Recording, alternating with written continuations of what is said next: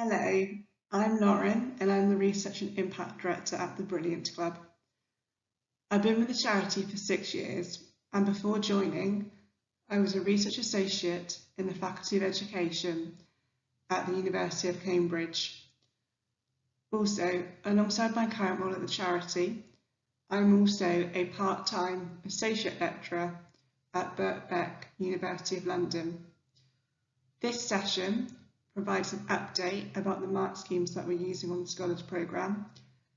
We've made a few improvements to the marking process, and this session will explain the rationale behind these changes and what this means in terms of marking your baseline and your final assignment for your placements going forward.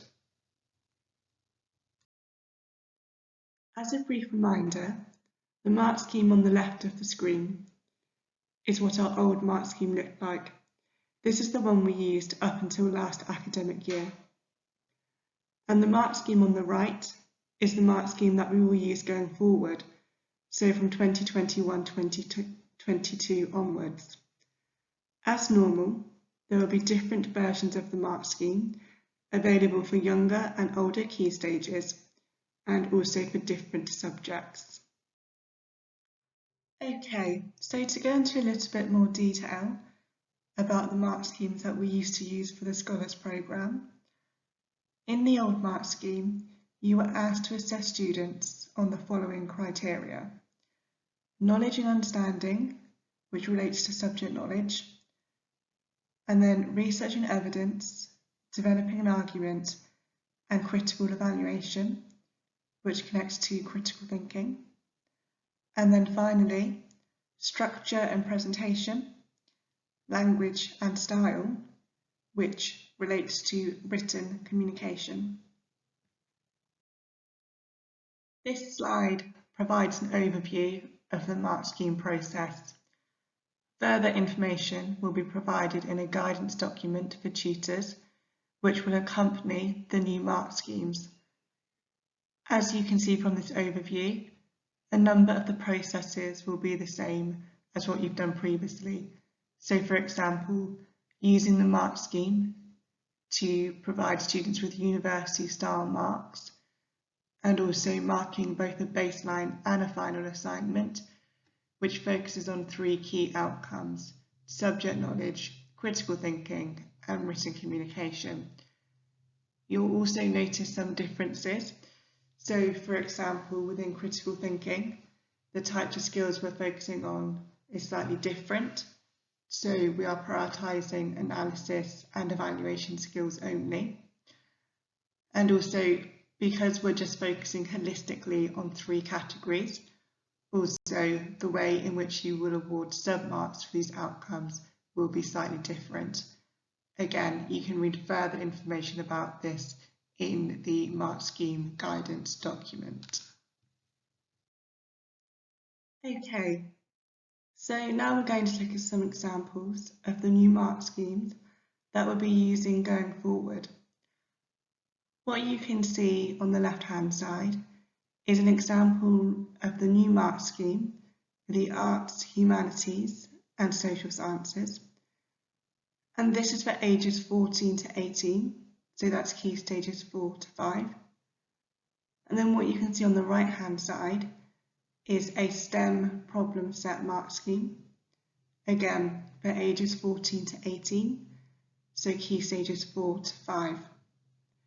What you'll notice about the new mark scheme is that for each of the outcomes, there is 1 category. So unlike previously, for example, for critical thinking, where there were 3 subcategories, instead we'll be asking you to make a holistic judgment about the student's critical thinking based on a collection of skills which are grouped together under 1 category. So you may be asking to yourself, why have we revised the mark schemes? There's a couple of key reasons why we've decided to do this, and in particular, why we've decided to do this at this moment. So firstly, we are committed to evaluating the impact of the Scholars Programme in the best possible way.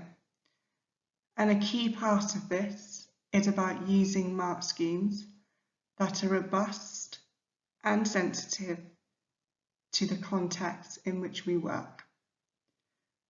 And to date, we've used mark schemes that have been created by our own programme teams. So mark schemes that have been created internally by our team, many of whom are former teachers. Because we've been using these mark schemes for a number of years, what we wanted to do was to review them to make sure that, in addition to them being practical to use, they were also valid from an assessment perspective, and also to give us some outside and external feedback about how we were doing with our assessments. So therefore, in 2020-21, we collaborated with an assessment researcher from the University of Cambridge to work with us on this project. So to give you a little bit of background and to explain what we did for this particular project, as I mentioned, we worked with an assessment researcher from the University of Cambridge, and this researcher came in to review our existing mark schemes and to provide feedback on the mark schemes and the approach we were using. Following this, we then revised the mark schemes based on best assessment practice. So in particular, based on the feedback and the information that we received from the assessment researcher. And then in a third step, we piloted the revised mark schemes with different PhD tutors. And we did this process twice. So we first did it in the summer of 2020, when, following the initial revisions to the mark schemes, we asked tutors for feedback on the content of the new mark schemes. And then following this, we made some further tweaks and changes. And then what we did this summer, in summer 2021, is that we did another pilot with PhD tutors, but this time the focus was on the structure and the overall marking experience. And then what we did as a final step is that we took tutors' feedback on board. We further revised and then finalised the mark schemes, and now they're ready to use for this coming academic year in 2021-22. Okay, so what did we find out from this project? Firstly, in terms of the assessment researchers' feedback, overall, they told us that our approach was good, but there were certain things that we could improve further.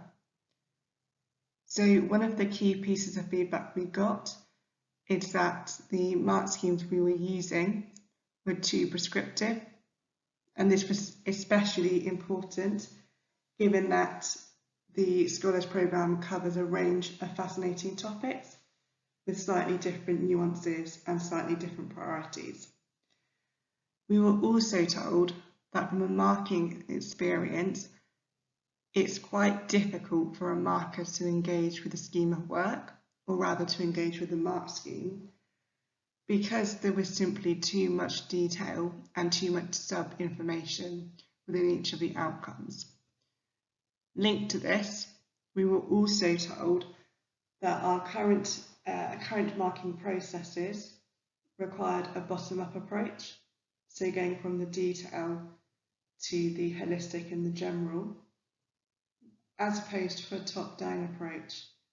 And we were advised that the latter would be better given the range of topics, and also it would more closely mirror university-style marking, where the approach tends to be more holistic, where you start with a broader approach, and then you use that to build your argument for a particular mark or a particular set of marks.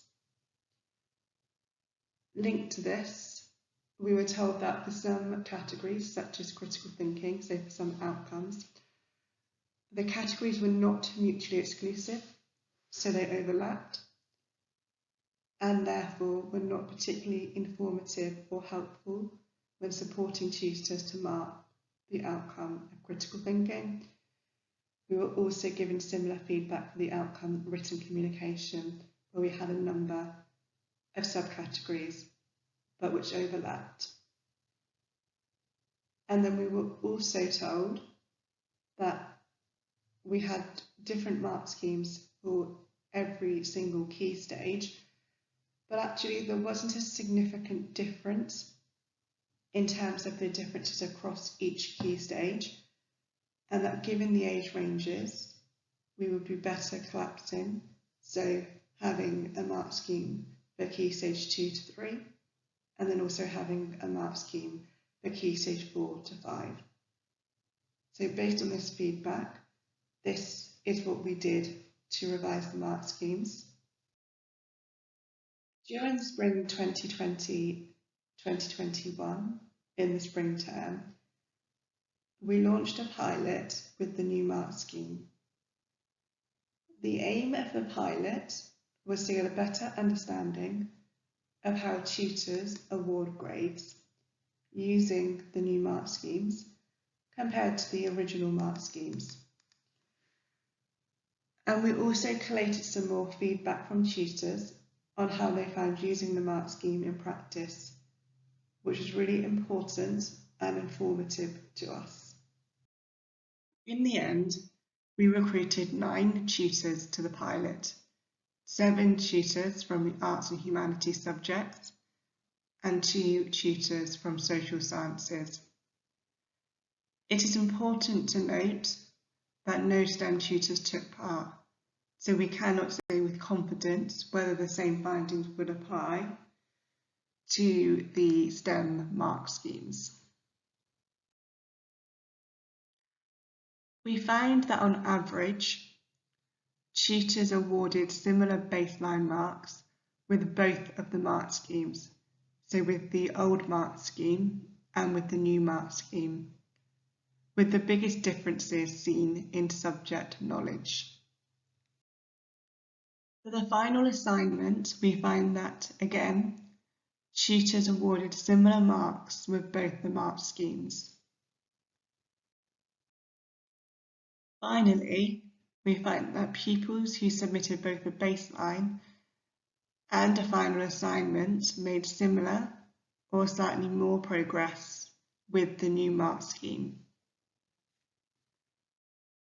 In terms of the feedback we had from tutors that took part in the pilot study focused on the implementation of using the mark schemes, the majority of the tutors reported that the new mark schemes were appropriate and easier to use, but we also got some really helpful feedback to improve its implementation.